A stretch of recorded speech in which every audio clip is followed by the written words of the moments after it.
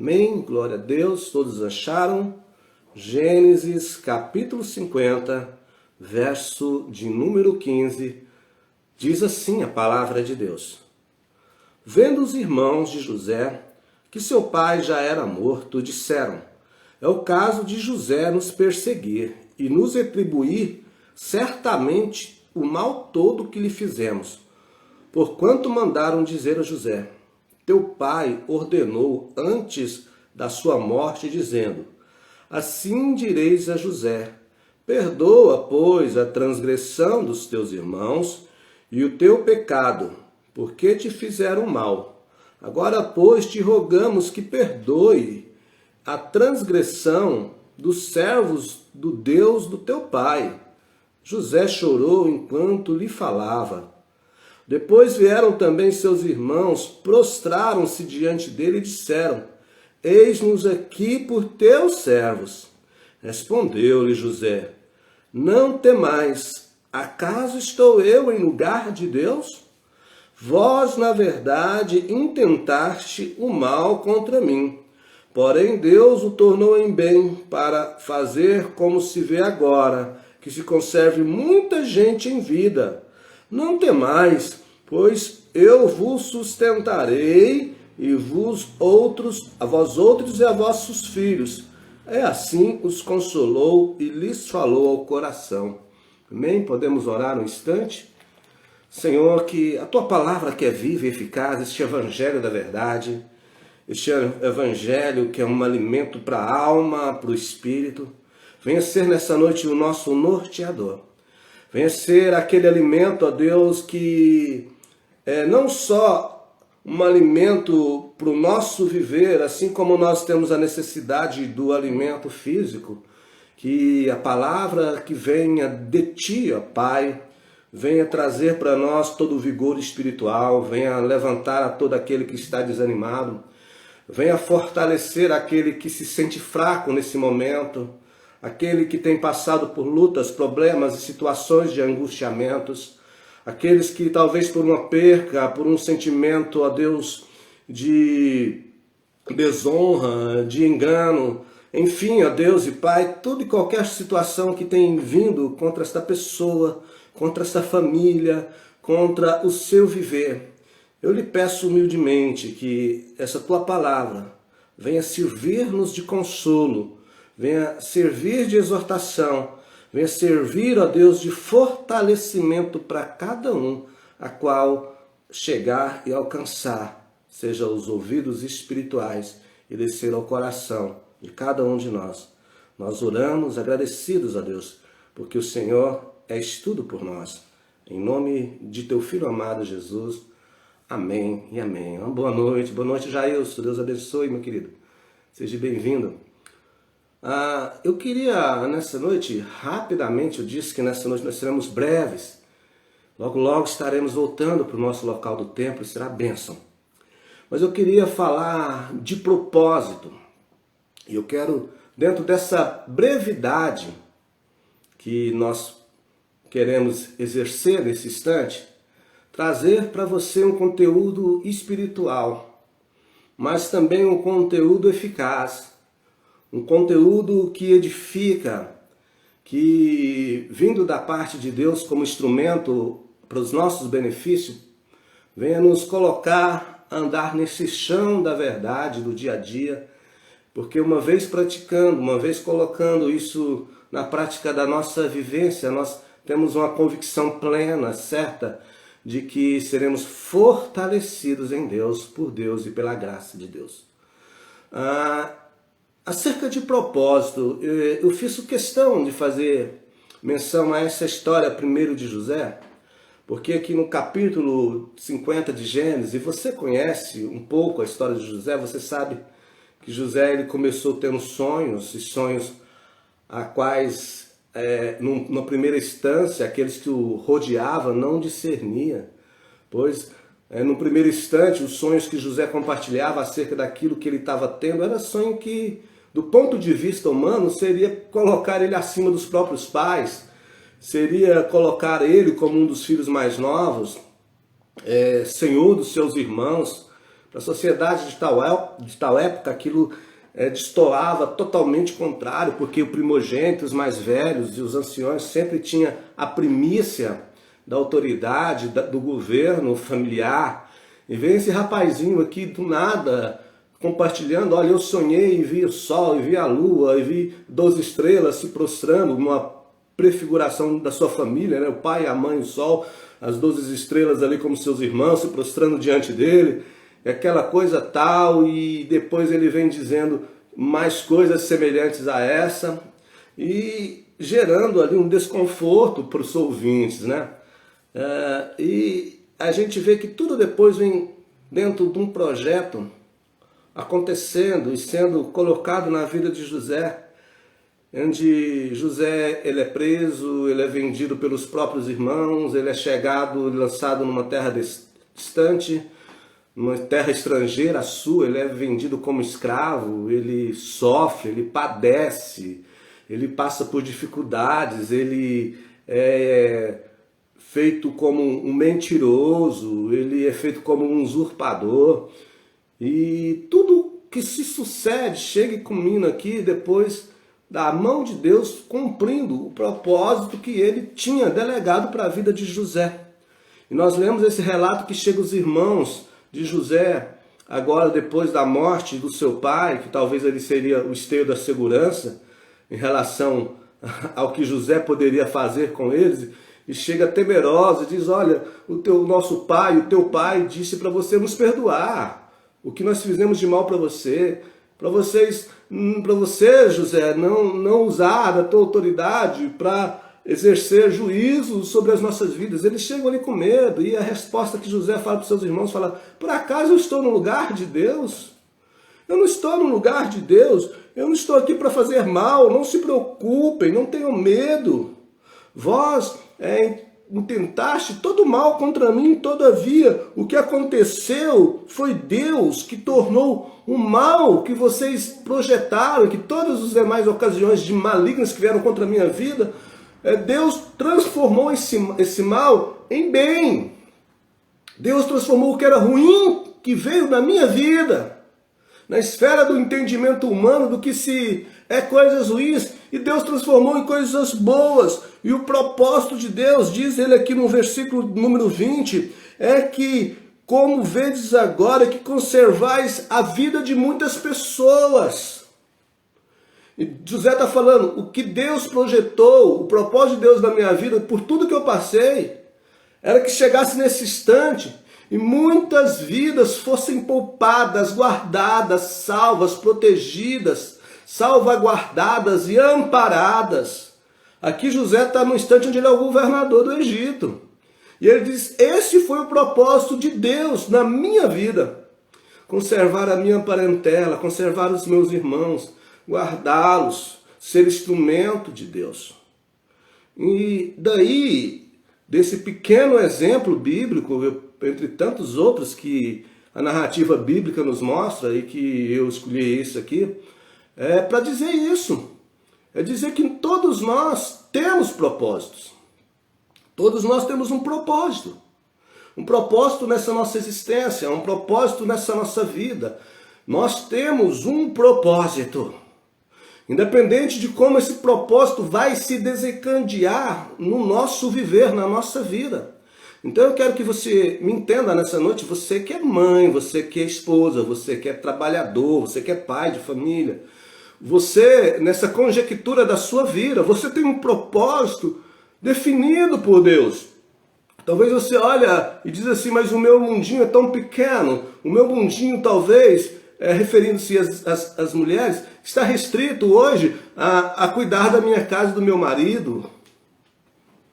Essas que não trabalham fora, hoje em dia, graças a Deus, as mulheres têm se qualificado, estão trabalhando e evoluindo cada vez mais. Mas eu falo para algumas. Falando: meu propósito é contribuir com o meu esposo na criação dos meus filhos, no sustento do meu lar. É um propósito num mundinho muito pequeno, mas tem propósito de Deus aí. Nós temos que buscar e discernir o propósito de Deus nas nossas vidas. Ninguém está fora desse propósito que Deus estabeleceu. Ninguém, nenhum de nós.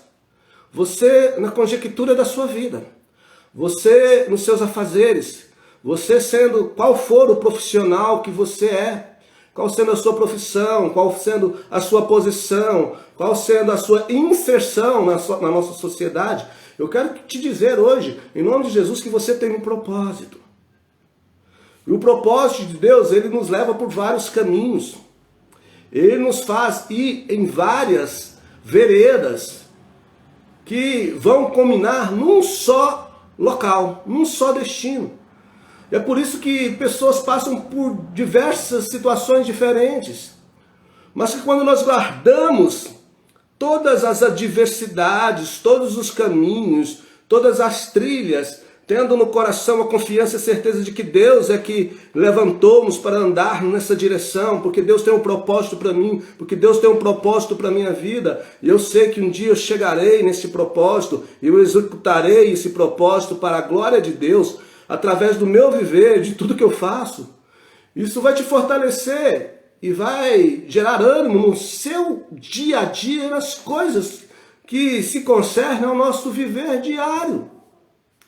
E quando eu falo que todos nós temos um propósito, que Deus tem um propósito para todos nós, eu falo no primeiro aspecto da pluralidade dos caminhos que cada um tem, inerentes, diferentes uns dos outros, para chegar neste propósito. Porque o propósito de Deus, ele tem vários caminhos e várias ramificações de pessoas para pessoas. Mas o propósito de Deus, para mim, para você, é um só. E qual seria esse propósito? Expressar o amor de Deus. Então, todos os caminhos, em todas as veredas, em todas as interações da nossa vida, nada mais é para expressar o amor de Deus, para mostrar o amor de Deus. E é o que João, por exemplo, diz no capítulo 13, verso 34. Nisto conhecereis que sois meus discípulos, se amardes uns aos outros. O caminho do discípulo, o caminho do discipulado, ele é na vida. Ele é na expressão do amor que eu tenho para o próximo. E aí eu estou andando rumo ao propósito que Deus me designou. Amando, buscando e expressando esse amor. Eu sou discípulo quando eu amo o meu próximo, eu sou discípulo de Jesus. E eu sou conhecido como discípulo de Jesus quando nós amamos o próximo. Nisso conhecereis que sois meus discípulos, disse Jesus. É nisso que eu e você seremos conhecidos como sendo discípulos de Jesus, se amarmos um ao outro. Isso aqui cai por terra qualquer outro tipo de temática que a religião queira ou tenha a pretensão de estabelecer como sendo fulano, ciclano, A ou B como seguidor de Jesus. Ou seja, fulano segue Jesus porque ele é da igreja tal. Fulano segue Jesus porque ele frequenta tal lugar. Fulano segue a Deus e é de Deus porque ele faz boas obras, faz caridades. Cai por terra. Quando Jesus fala assim, o meu discípulo, ele será conhecido. O discípulo de Deus, o discípulo de Jesus, será conhecido quando vos amardes uns aos outros. A referência disso está em João 13, versículo 34. Versículo 13, versículo 3 e 4, não me recordo. Mas está lá, depois você vê. Então essa é a marca. E voltando aqui para o aspecto do propósito que nós temos, e fazendo menção e referência à história de José, que começa que José foi aquele que teve sonhos. José sonhou em que via ali, figuradamente, os irmãos se inclinando diante dele. O pai como autoridade, a mãe como autoridade se inclinando. A figura é de que José desempenharia, como de fato desempenhou, uma autoridade. Então, a gente pega por base os sonhos de José como propósito de Deus, mas não é para você sair com as conjecturas egoístas de que os teus sonhos são os sonhos de Deus. Porque o propósito de Deus na minha e na sua vida, ela parte do pressuposto que o propósito é de Deus e não meu. E que os sonhos é Deus que me coloca, me faz buscá-los. E não é eu que saio sonhando, tipo assim, eu sonho em ser próximo, em ser próspero, eu sonho em ter uma casa, eu sonho em ganhar o mundo para Deus, mas para isso Deus vai me dar dinheiro, eu sonho em evangelizar o mundo, então para isso Deus vai me dar a condição de ir para a Disney evangelizar ali, sabe? Não é esse tipo de sonho. Porque o sonho que culminou no propósito de Deus na vida de José foi um sonho implantado por Deus. Então, propósito tem a ver com Deus. E não com o que você decide. Não o que você pega, bota a cabeça, deita, dorme e começa a sonhar dizendo, eu projeto isso para a minha vida, eu projeto aquilo outro, né? Eu não estou falando que na nossa vivência nós não temos que projetar temáticas, estabelecer metas. Não é nada disso. É claro que você aqui você tem que projetar coisas. Mas eu estou falando desse que é o propósito maior. Desse que tem realmente valia. Desse realmente que vai mostrar que eu e você somos discípulos de Jesus, discípulos de Deus. Porque o que nós devemos ser conhecidos é sermos conhecidos como discípulos, filhos de Deus na vida. Então, aqui também cai-se por terra e acaba-se, tem que se acabar com todo tipo de frustração. Eu imagino, por exemplo, aquela pessoa que talvez dedicou a vida inteira aos estudos, se profissionalizou, fez uma faculdade, e talvez no decurso das coisas que se assim se convergiram, hoje não está conseguindo desenvolver ali aquilo pela qual ela se preparou, fica frustrada, eu fiz faculdade, eu poderia ser hoje um advogado e não consigo, eu poderia ser hoje um engenheiro e não consigo, eu tinha um sonho. Eu quero que dentro dessa conjectura de coisas que nós gerimos no nosso viver a cada dia, que você não pode frustrar, porque Deus tem um propósito muito maior, um propósito além de muitas coisas, um propósito que frustra toda frustração, um propósito que derrota toda frustração. Por quando eu entendo que os caminhos que eu traço nessa vida, da minha visão, talvez não esteja dando certo como eu quero, como eu planejei, contudo, todavia, Deus é maior do que todas essas coisas e o propósito dele vai se cumprir na minha vida. E isso agora vai para todas as áreas, se ramifica para todas as demais áreas. O propósito de Deus, então, meu querido irmão, vai se cumprir na sua vida como esposa, como marido, como filho. O propósito de Deus vai se cumprir na sua vida como esse profissional que você essa pessoa que está nesse cargo, que está nesse trabalho, que está desenvolvendo essa função. O propósito de Deus vai se cumprir, desde que você entenda que é propósito de Deus, primeiramente, estar no centro da vontade de Deus, que é ser um divulgador da praticidade desse amor de Deus no próximo. E aí, como está escrito, todas as coisas vos serão acrescentadas. Porque agindo dessa forma e nessa confiança, eu e você estamos buscando o reino de Deus. E quando se busca o reino de Deus, todas as demais coisas nos serão acrescentadas. É isso que se fala, é isso que se projeta, é isso que se tem valia. José, olha só, José ele foi vendido pelos irmãos por inveja. Por inveja, ele foi vendido pelos irmãos. Aí, vendido no Egito, ele foi perseguido pela esposa de Potifar. A mulher engana ele, a mulher quer algo com ele foge do erro, ele foge do pecado, ele foge de querer desagradar a Deus. Contudo, aquela mulher o engana e fala, esse rapaz está intentando coisas ruins contra mim, você colocou ele dentro da nossa casa. E José, tendo a consciência limpa diante de Deus, que estava ali servindo aquele homem, com a maior honestidade, fazendo aquilo que era mais puro possível, injustamente ele é lançado. Ele é lançado no cárcere. Está ali no meio de presos o justo no meio de injustos. E ele fica trancafiado ali. Tudo começa a acontecer na vida. Tudo se começa a acontecer na vida de José.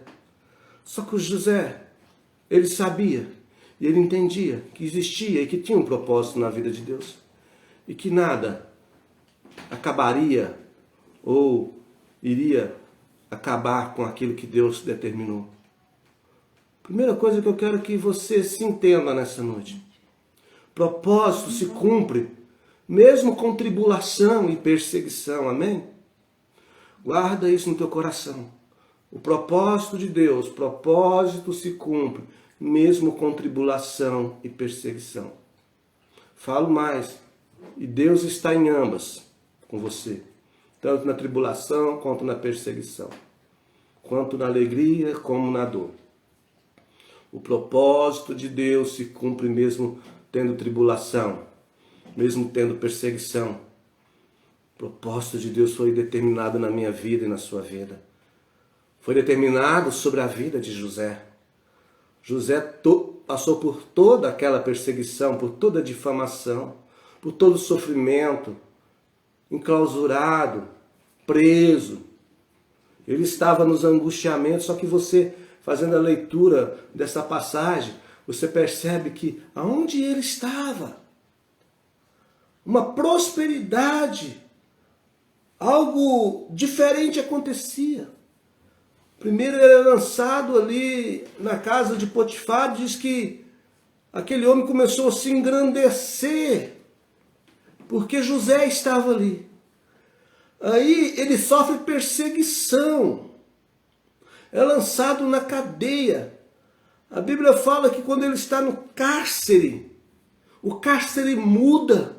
Ele começa a administrar, o carcereiro entrega a administração da prisão para José. E aí a prisão começa a ser um lugar onde ninguém quer fugir mais, onde não tem mais rebelião. Mas tem perseguição. Tem perseguição no homem de Deus, na mulher de Deus, mas tem também a mão de Deus sustentando e fortalecendo você e eu nas nossas jornadas. Porque se tem propósito, o propósito de Deus se cumpre. Se tem um propósito de Deus, como eu disse aqui, todos nós temos um propósito. Essa poderosa mão de Deus nos guarda. Essa poderosa mão de Deus nos fortalece. Essa poderosa mão de Deus nos ajuda. Essa poderosa mão de Deus não vai permitir que caia um fio de cabelo das nossas cabeças sem que o propósito dele se cumpra na minha e na sua vida. E é isso que eu quero que você guarde nessa noite. É isso que eu quero que você pegue e fale, isso está dentro de mim, ninguém vai arraigar, ninguém vai tirar, ninguém vai ter o poder de destruir isso que foi implantado dentro de Deus, essa convicção de que Deus tem um propósito na minha vida, que nada vai acontecer comigo sem que haja uma permissão de Deus, que nada que venha suceder na face dessa terra não sobreviverá sobre a minha vida sem que Deus diga sim. Aí você tem essa paz que transcende entendimento. Aí você tem essa paz de viver, seja qual a dispensação da época que se está passando. Seja uma época de paz sobre a terra, ou de uma época de extrema dificuldade sobre a face da terra. Esse propósito, ele também te blinda. Ele blinda a sua mente, ele blinda as suas emoções, ele blinda as suas convicções. Porque outrora agora, o propósito de Deus, ele me norteia, ele também é o vagão que me conduz. Vocês estão entendendo? É o mesmo que dizer que a poderosa mão de Deus, como também está descrito, está nos levando e nos conduzindo. Eu só estou usando outra terminologia. Eu estou falando propósito, mas é a mão de Deus.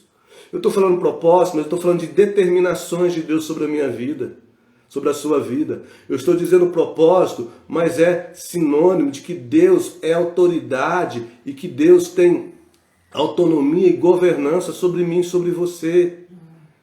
E assim sendo, Ele nos conduz, Ele nos leva e Ele cumpre a boa, perfeita e agradável vontade dEle sobre nós. Eu estou trazendo essa conjectura para você porque quando eu entendo que propósito também é isso, isso tem o poder de tirar o medo, de tirar a insegurança. Vocês estão me entendendo? Pastor, nós vivemos num mundo que as coisas estão caminhando de uma determinada forma, que existe protocolos, que existe metas, que existe determinações humanas, governamentais, para me proteger, para me salvaguardar, e eu não sei como eu vou agir, não sei se eles podem fazer isso por mim. Olha, esquece tudo isso, deixa eles fazerem aquilo que é pertinente à humanidade, ao homem fazer. A nós nos concerne descansar nessa proteção, propósito de Deus. É isso que eu quero que você entenda. Eu sei que você entende, mas em nome de Jesus eu peço que o Espírito Santo carregue essa mensagem com uma unção sobre a tua vida tal, que saia da esfera apenas desse conhecimento, mas que gere uma pacificação para você, para mim. Porque é isso que eu quero que você se encontre em Deus. José passou por tudo aquilo ali e ele tem sonhos na prisão. Sabe onde tem sonhos de José? No lugar do cárcere. E Deus interpreta os sonhos de Faraó através de José no cárcere. E quando ele interpreta tais coisas, primeiro ele interpreta lá o sonho do padeiro, o sonho do copeiro, do rei, que estava ali preso por enganar o rei. E depois, lá fora, esses dois homens que estavam presos, o copeiro e o padeiro, você conhece a história, são soltos. José fala, lembra de mim, mas o homem não lembra de ninguém, mas Deus não se esquece. Passa-se anos, é o rei do Egito, o faraó tem um sonho lá que perturba ele. Eu não vou discorrer sobre o sonho aqui, eu quero ser breve, mas você conhece o relato bíblico, sabe do que se trata. E aí vem à memória aquilo que é propósito de Deus. E Deus faz com que o faraó conheça José. Deus faz com que a autoridade ali venha conhecer aquele homem e retirar ele do cárcere. Ele revela os sonhos. Do cárcere, ele sai para revelar sonhos de Deus. Para cumprir propósito de Deus, porque nem o cárcere, nem a morte, nem nada nesse mundo, nem poder, nem principado, nem potestade, tem poder para barrar o propósito de Deus na sua vida, na nossa vida. E quando José tem essa revelação dos sonhos de Faraó, Faraó fala, olha, você vai ser o primeiro no Egito em autoridade. O segundo, melhor dizendo, só estará abaixo de mim, que sou o rei do Egito. E eu chamar-te-ei de Safanete Paneia, que significa o Salvador do mundo, uma figura alegórica, Jesus Cristo, nosso Salvador do mundo. Aquele que passou dificuldades, aquele que foi crucificado, ferido, machucado, cuspido, mas que o propósito de Deus também se cumpriu em Jesus Cristo. E por isso eu tenho tranquilidade para dizer que cumprirá também na tua vida. Então, meu querido amigo, minha querida amiga, descanse em Deus. Descanse no Senhor e você entende. E quando eu trago esse direcionamento, que o descansar em Deus nunca foi, nunca será uma atitude passiva, mas é a atitude das incursões que nós temos nessa nossa vida. São cada porta, cada desafio que nos é proposto constantemente. E diante disso tudo eu descanso nele. Você pode descansar hoje, agora, neste exato momento. Você pode descansar em Deus, porque Deus está cuidando. Sabe aquela expressão de que diz, nem olhos viram, nem ouvidos ouviu, e nem jamais penetrou no coração aquilo que Deus tem preparado para nós? Isso vai além da nossa compreensividade humana, que está reduzida às coisas tangíveis, ou seja, aquilo que vemos, tocamos, cheiramos, sentimos, no aspecto físico das coisas. Deus está e é maior do que tudo isso. Guarde no teu coração essa fé. Queridos, você não é José. Você não é José do Egito. Mas você também é importante. Creia nisso. Creia nisso. Aí você olha para as lutas e dificuldades e tribulações e fala, Deus se esqueceu. Não, Deus não se esqueceu de José. Ele não se esqueceu de você. Tenha bom ânimo. Levante a cabeça. Erga. Olhe para cima. Jesus, ele traz uma expressão que muito me impacta, porque é muito forte, acerca das dificuldades, das lutas que nós temos. Quando nós estamos no propósito dele, de Deus, que é aquilo que eu falei, que o propósito de Deus culmina no amor. Nós seremos discípulos se nós amarmos uns aos outros. Essa é a marca. Eu vou repetir aqui. A marca é o amor. A marca não é se eu sou da igreja A, da igreja B, se eu sou evangélico, se eu sou católico, se eu sou budista, se eu sou espírita, se eu sou descrente, se eu sou incrédulo, se eu sou ateu. A marca é o amor. Aquele que verdadeiramente ama, pode ser budista, espírita, católico, crente, evangélico, muçulmano, pode ser o que for. A marca que vai identificar ele é o amor. Então descanse. Pessoas pertas ou pessoas longe, familiares ou não, serão abençoados através da sua vida. Olha só o propósito, o que aconteceu aqui no texto que nós fizemos menção, que nós lemos. Chegam os irmãos temerosos, os familiares. Agora acabou. O pai morreu, José vai exercer juízo vingativo sobre as nossas vidas. E José fala, não, foi propósito de Deus, vocês estão guardados.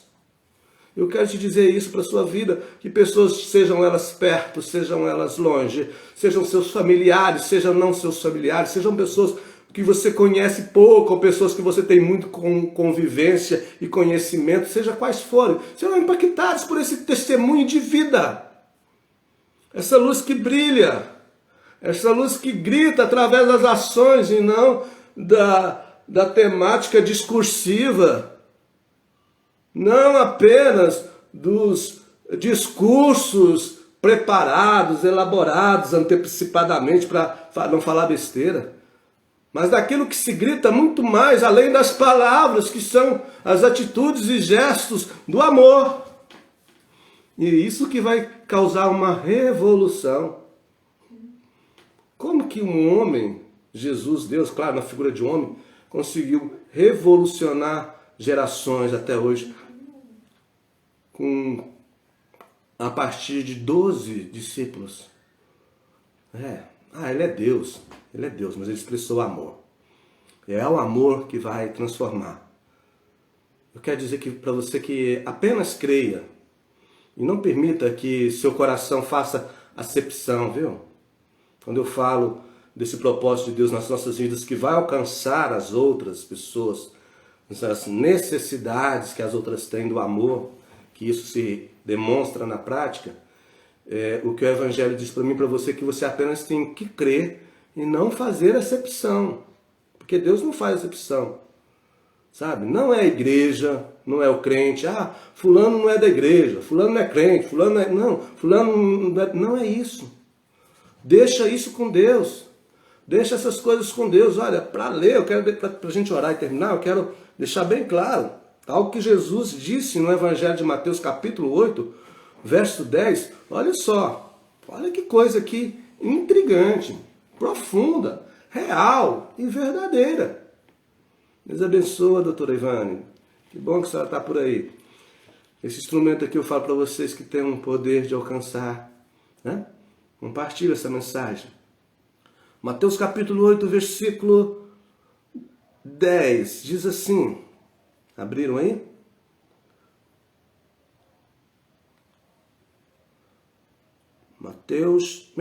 Mateus 8, versículo 5.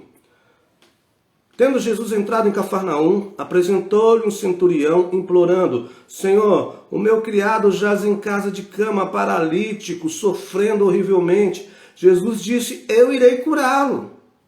Mas o centurião respondeu, Senhor, não sou digno de que entres na minha casa, mas apenas manda com uma palavra e o meu rapaz será curado. Pois eu também sou homem sujeito à autoridade, eu tenho soldados a minhas ordens, e digo a este, vai, e ele vai. E digo ao outro, vem, e ele vem. E ao meu servo, faz, e ele o faz. Ouvindo isso, admirou-se Jesus e disse aos que o seguiam, Em verdade eu vos afirmo que nem mesmo em Israel, no berço da religião, para aqueles, o povo que era escolhido de Deus na época, achei fé como esta. Digo-vos muito mais, que muitos virão do Oriente e do Ocidente, dos quatro cantos da terra, e tomarão lugares à mesa com Abraão, com Isaque e com Jacó, no reino dos céus, ao passo que os filhos do reino serão lançados para fora nas trevas, e ali haverá choro e ranger de dentes. Então disse Jesus ao centurião: vai, seja feito conforme a tua fé. E naquele mesmo instante o rapaz foi curado. Olha, quando eu digo aqui que nesse nosso caminho de propósito de Deus baseado no amor, que é para ganhar vidas no amor de Deus da prática, e quando eu digo para você não fazer acepção, eu digo naquilo que Jesus já nos disse. Esse fato, esse relato que faz com que Jesus disse: eu nunca vi fé como essa, nem em Israel. Sabe de quem está falando? De um centurião. Quem que era? Um comandante de 100 do exército romano, do Império Romano. Um homem pagão. E com certeza ali tinha lá nos seus aposentos uma estatueta de culto a Apolo, a Saturno, a Zeus, a Diana, a essas divindades que fazia parte desse panteão greco-romano. Mas olha só o que Deus pega com a religião do homem. Ele embola tudo isso e joga fora. Porque ele quer ver amor, ele quer ver atitude. Então chega lá, se fosse para os nossos dias atuais, chega lá um credo pagão e adoradores de deuses estranhos. E chega diante de Jesus. E sabe o que Jesus faz? Jesus acolhe, abraça e pega esse rapaz para si. E ele diz: eu vou lá curar ele. Olha que o homem, o centurião, não estava pedindo era nem para o filho. Era para um servo. Olha o amor que um pagão, um crédulo, por assim dizer, estava tendo aqui para o próximo. Um servo dele, para um lacaio dele. Eu vou lá curar, disse Jesus. Aí ele fala: não precisa não, o Senhor tem autoridade. Eu sei o que é significado de autoridade. Eu tenho servos ao meu comando, eu dou ordens. Eles fazem aquilo que eu delego sem pestanejar. Sem perguntar, simplesmente obedece. Eu sei o que é autoridade, o que é ordem. E o Senhor é investido de autoridade. O Senhor não é digno de ir na minha casa. O Senhor não é digno de entrar no meu lar. Somente manda uma palavra. Manda. E Jesus fala: nunca vi uma fé como esta. Nem dentro da religião. Nem mesmo em todo Israel eu vi uma fé como esta. Esse pagão, esse adorador de Zeus, de Mercúrio, de Júpiter, de Diana, de Diana, de Artemis, desse panteão de deuses aí, tem uma fé maior do que todos os que são de Israel, que são do culto do Deus único. O que eu estou falando com isso tudo? Eu estou falando que quem faz acepção, quem separa, quem coloca de um lado para o outro, é o homem. Deus não faz. É a nossa conjectura religiosa que quer colocar as pessoas para perto ou para longe de Deus. Não, esse é de Deus por causa disso, esse não é de Deus porque... Não. E aí sabe que eu quero ler para a gente frisar, melhor dizendo aqui, para a gente orar? É o que Jesus diz aqui. Guarde isso aqui, porque isso aqui, meu irmão, é sério. Para gente que se diz sermos da religião. Ele diz aqui no verso 11: digo-vos que muitos virão do Oriente e do Ocidente, dos quatro cantos do mundo. Tomarão lugares à mesa de Abraão, Isaque e Jacó. Aonde? No reino de Deus. Ele está falando, vai vir muita gente fora da igreja.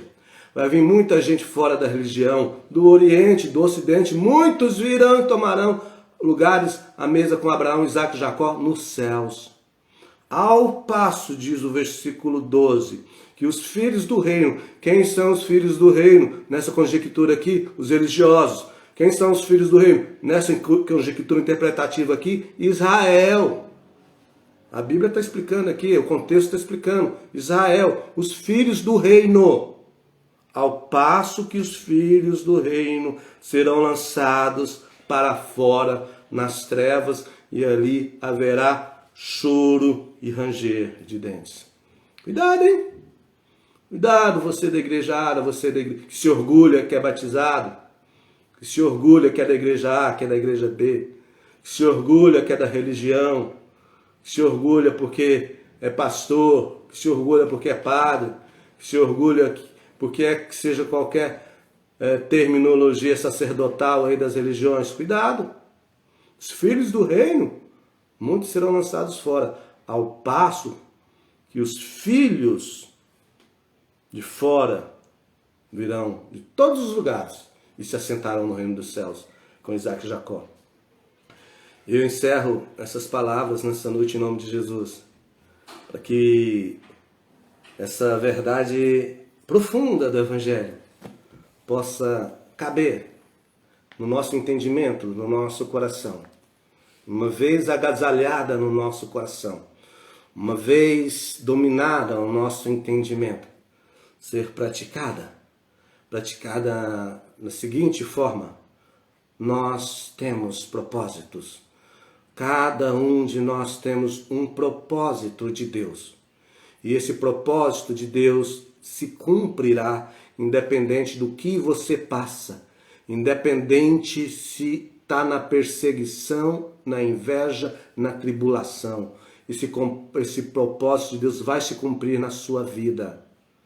E esse propósito de Deus, ele te protege. Esse propósito de Deus te evidencia lá na prisão, te evidencia com estratégias divinas, tendo sonhos e revelações desses sonhos. Eu estou fazendo aqui uma comparação, a alegoria comparativa do que aconteceu com José do Egito. E isso tudo vai se cumprir, o que se diz lá no final do capítulo 50. O propósito de Deus foi estabelecido na minha vida, para que muitos fossem postos em salvação, como se vê hoje. É o que José disse para os seus irmãos. Ele diz: eu não estou aqui para ser colocado no lugar de Deus, apenas sou um instrumento para cumprir a vontade dele. E eu encerro dizendo: você está pronto, você está sendo preparado na consciência do Evangelho para ser esse instrumento de Deus na sua vida? Você está sendo preparado para ser esse instrumento que não julga, que não faz acepção de pessoas, que escutam uma palavra dessa e fala: pastor, como o senhor diz isso? Tanta gente de lugares... Eu não, é Jesus que falou. Mas a sua mente tem que descauterizar desse preconceito de que só porque o cara é do espiritismo ele não vai para o céu, porque ele adora espíritos, e você sabe que espíritos são demônios. Ele adora a imagem, você sabe que ídolo não é coisa alguma, e por isso ele não vai para o céu. Eu não estou falando do que é certo e do que é errado. Eu estou falando da premissa do propósito de Deus no amor, que vai alcançar todas essas vidas. E que essas vidas, estejam elas onde estejam, se elas forem Evangelho de Deus na prática do amor, nada vai impedir que elas entrem no reino dos céus e sentem ao lado de Abraão, Isaac e Jacó. Ao passo daqueles que estão assentados nas cadeiras dos cultos da religião dominical, vão ficar fora, como está dizendo ali, porque acham que a religião é a sua salvação. Acha que está obedecendo o estigma da religião, isso lhe garante uma salvação. Não garante. Nisto conhecereis que sois meus discípulos, se tiverdes amor uns para os outros. João 13, 3 e 4. Foi Jesus quem disse isso. Este propósito vai te guardar nesses dias de dificuldade que nós estamos vivendo. Esses dias de pandemia, de enfermidades, de mortes e de luto. Ele com certeza vai te guardar. Você está pronto para colocar em prática esse propósito? Amém? Glória a Deus. Então vamos orar. Querido Deus e querido Pai, nós te louvamos por esta palavra maravilhosa e abençoada. Que o Senhor, em nome de Jesus, venha fortalecer, nos guardar e proteger. Eu peço que essa palavra seja agora, meu Deus, viajada. Que ela possa, Pai, ir aonde, ó Deus, nós nem imaginamos. Que ela alcance vidas em todos os cantos. E que todos aqueles que escutaram um pouquinho dessa palavra do Senhor compartilhem, sejam visitados, sejam fortalecidos, sejam edificados, sejam libertos. Porque isso é propósito também do Senhor. Usar deste artifício de ministração dessa ministração feita aqui na internet, no Instagram, no YouTube, no compartilhamento. Toca no coração dessas pessoas para compartilhar este evangelho, que elas não guardem essa ministração e que sejam, ó Pai, alcançadas mais e mais vidas. É o que eu lhe peço, ó Deus, pedindo a graça e a proteção do Senhor sobre nós, sobre essa casa, sobre nossos familiares, livrando e fortalecendo e curando todo o enfermo, em nome de Jesus. Deus te abençoe, Deus te guarde, um forte abraço, uma semana abençoada. Até a próxima, em nome de Jesus.